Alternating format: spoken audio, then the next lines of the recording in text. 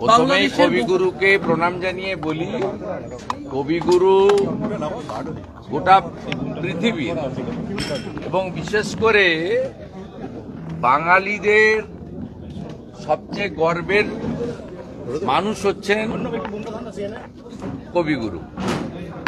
অবিভক্ত বাংলা এবং ভারতবর্ষ কবিগুরুর কাছ থেকে অনেক অনেক বেশি সমৃদ্ধ হয়েছে। তার বিদেয়ী আত্মা হয়তো অমর্ত্য লোকে আছেন, কিন্তু তার যে সৃষ্টি সেটা প্রত্যেকটা জায়গায় বিদ্যমান। তাই আজকে 22শে শ্রাবণ সর্বত্র পালিত হচ্ছে। অত্যন্ত দুঃখ পরিতাপের বিষয়, পূর্ববঙ্গ তথা আজকের বাংলাদেশ, সেখানে কবিগুরুর মূর্তিগুলোকে গত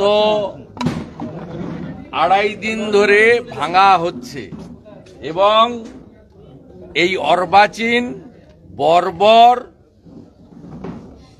উগ্র মৌলবাদের সমর্থক এবং যাদের নত্যসত্য জ্ঞান নেই, এই সমস্ত পশু বৃত্তির সম আচরণকারী একদল মানুষ আজকেও বিশ্বকবি রবীন্দ্রনাথ ঠাকুরের মূর্তিগুলোকে, তার নামগুলো যেখানে যেখানে খোদাই করা আছে, অন্যান্য মূর্তির সাথে সেগুলোকেও ভাঙছে, বিকৃত করছে। এ যন্ত্রণা পরিতাপের বিষয়।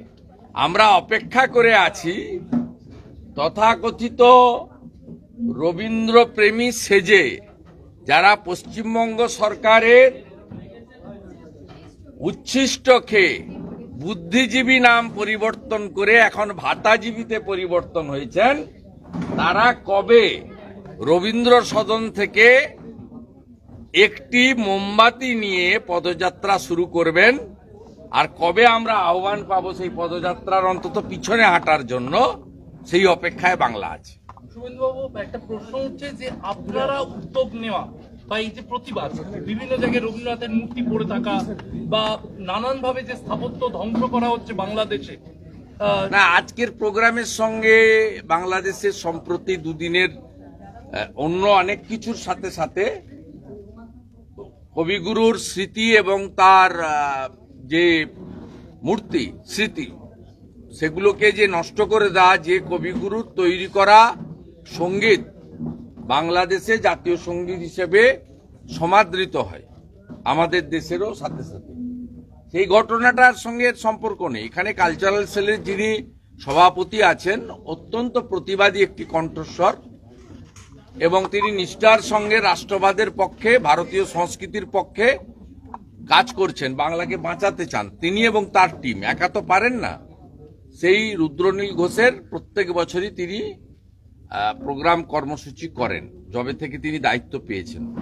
সেই কর্মসূচি আজকে ছোট আকারে দলের প্রধান কার্যালয়ে হচ্ছে। আমরা সকলেই এসে কবিগুরুকে প্রণাম জানিয়েছি, পুষ্প দিয়েছি, প্রণাম করেছি এবং এখানে মূলত রাজনৈতিক ভাষণ না হয়ে পারফরমেন্স হয়েছে। প্রত্যেকেই রবীন্দ্র সম্ভারের উপর আলোচনা করেছেন, তাদের কথা বলেছেন, তাদের গান, কবিতা, আবৃত্তি ইত্যাদির মধ্য দিয়ে, বা যারা দু একজন ভাষণও দিয়েছেন, সেটাও ঠিক ছিল রবীন্দ্রনাথের বিষয় সম্পৃক্ত, তার বাইরে কেউ জাননি। এর সঙ্গে নেই, কিন্তু যেহেতু প্রাসঙ্গিক, আমাদের খুব কষ্ট হচ্ছে যে আমরা নানা ভাষা, নানা মত, নানা পরিধান, বিবিধের মাঝে দেখো মিলন মহান। ভিন্ন ভিন্ন ধর্মে বিশ্বাস করলেও অন্তত কিছু বিষয়ে আমাদের অবিভক্ত বঙ্গের একটা নিজেদের মেলবন্ধতা ছিল, তার মধ্যে কবিগুরুর সম্ভারটাও অন্যতম। সেই সম্ভার আজকে আক্রান্ত হয়েছে। আমরা দেখছি জাতির জনক আমাদের মহাত্মা গান্ধীর স্মৃতিও ওখানে ভেঙে ফেলা হয়েছে, সেখানে সবকিছুই নিশ্চিহ্ন করা হচ্ছে। সে ঠিক আছে, তার তো শেষ তো আছে। এর আগেও আমরা তো ইতিহাস দেখেছি, এবং আমাদের নিউটন তো বলেই গেছেন, প্রত্যেক ক্রিয়ার সমান এবং বিপরীতধর্মী প্রতিক্রিয়া আছে। তাই পৃথিবীটা গোল, সেটা হবে, কিন্তু আমাদের আজকে 22শে শ্রাবণ, এখানে অবিভক্ত বাংলায় বিশ্বকবির মূর্তিকে বিকৃত করা হচ্ছে, ভেঙে ফেলা হচ্ছে, তাকে অসম্মান করা হচ্ছে। আমাদের খুব কষ্ট হচ্ছে, বিষয়টা খুব প্রাসঙ্গিক। আমি বেরিয়ে এসে দুটো লাইন বলেছি।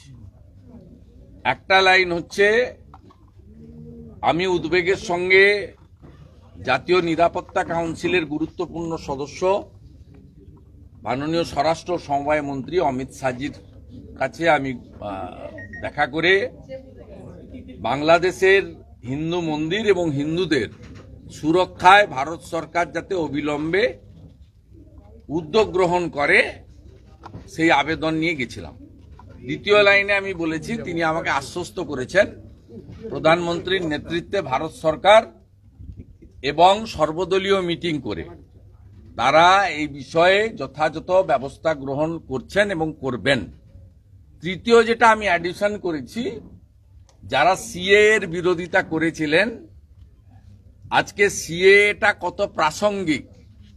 2019 সালে যশস্বী প্রধানমন্ত্রী নরেন্দ্র মোদীজির সরকার সিএ আনে, 2024 সালে সিএ 6 মার্চ কার্যকর হয়। আজকে কত দূরদৃষ্টি নিয়ে ভারত সরকার সেদিন বানিয়েছিল যে হিন্দু, শিখ, খ্রিস্টান, জৈন, পার্সি, বুদ্ধিস্ট যারা আফগানিস্তান, পাকিস্তান, বাংলাদেশ থেকে ধর্মীয় উৎপীড়নের কারণে দেশ ত্যাগ করতে বাধ্য হবে, তাদেরকে সিএ এর আওতায় ভারত তাদেরকে যথাযথ আইনি সুরক্ষা দেবে। এই আইনের যে যারা বিরোধিতা করেছিলেন, আজকে চোখে আঙ্গুল দিয়ে দেখিয়ে দিয়েছে সিএ আইনের প্রয়োজনীয়তা এবং কার্যকারিতা। এটা আমি বলেছি। খবর এলো যে বাংলাদেশের এই আন্দোলনকে সমর্থন জানিয়ে ইতিমধ্যেই পাকিস্তান এগিয়ে এসেছে, আন্দোলনকে সমর্থন জানাচ্ছে পাকিস্তান। আমি বহির দেশের বিষয় নিয়ে মন্তব্য করব না, কিন্তু as a citizen of the India এটা পূর্ব ইতিহাসের ভিত্তিতে বলতে পারি যে বাংলাদেশে বঙ্গবন্ধু মুজিবুর রহমানকে সপরিবারে খুন করার সময়ও পাকিস্তান প্রেমীদের হাত ছিল। আজকে যে ছবিগুলো আপনাদের কাছে আসছে, যে ফোন তো আমি হাজার হাজার ফোন পাচ্ছি, ফোন ধরছি, চেষ্টা করছি রেসপন্সও করার, তাতে এই আন্দোলন বাংলাদেশের স্বৈরতন্ত্রকে সরানো বা গণতন্ত্র প্রতিষ্ঠা করা বা ছাত্রদের আন্দোলনের জায়গায় নেই। যা আমরা দেখছি এটা হলো মন্দির ভাঙো, হিন্দু ভাগাও আর ভারত বিদ্বেষী, এই তিনটে মন্ত্রে এই আন্দোলন হচ্ছে। স্বাভাবিকভাবে পাকিস্তান প্রেমীরা একটু উল্লসিত হবে। খুব দুর্ভাগ্যের বিষয়, আমি যখন ভারত বিরোধী বা প্রধানমন্ত্রী বিরোধী স্লোগান দেওয়ার জন্য বাংলাদেশ ডেপুটি হাই কমিশনারের অনুমতি নিয়ে 20 জন বিজেপি বিধায়ক নিয়ে আমি যখন যাচ্ছিলাম, তখন আমাকে মমতা ব্যানার্জির পুলিশ বাধা দেয়। অথচ গত পরশুদিন নিউ মার্কেট এলাকায় চিকিৎসার জন্য ভারতে আসা কিছু বাংলাদেশি যখন বিজয় মিছিল করে, উল্লাস প্রকাশ করে, তখন মমতা ব্যানার্জির পুলিশ তথা কলকাতা পুলিশ তাদেরকে বাধা দেয় না, উল্টে তারা যাতে আনন্দ উচ্ছ্বাস প্রকাশ করতে পারে কলকাতার রাজপথে, ধর্মতলা চত্বরে, নিউ মার্কেটে, সেই সুযোগ করে দেয়। এটা পশ্চিমবাংলায় যারা রাষ্ট্রবাদের পক্ষে, ভারতীয় সংস্কৃতির পক্ষে, যারা 15ই আগস্ট জাতীয় পতাকা তোলার আর বন্দে মাতরম গাওয়ার জন্য বা জাতীয় সঙ্গীত গাওয়ার জন্য অপেক্ষা করছেন, অথচ তৃণমূলকে ভোট দেন, তারা দয়া করে একটু সজাগ হন। আমরা এই দৃশ্য, গণভবনের যে দৃশ্য ভিডিওতে দেখেছি, লুটেরাদের দৃশ্য, এই দৃশ্য 21 সালে বিধানসভা নির্বাচনে ভারতীয় জনতা পার্টি পরাজয় হওয়ার পরে এই মডেল আমরা পশ্চিমবঙ্গে দেখেছিলাম।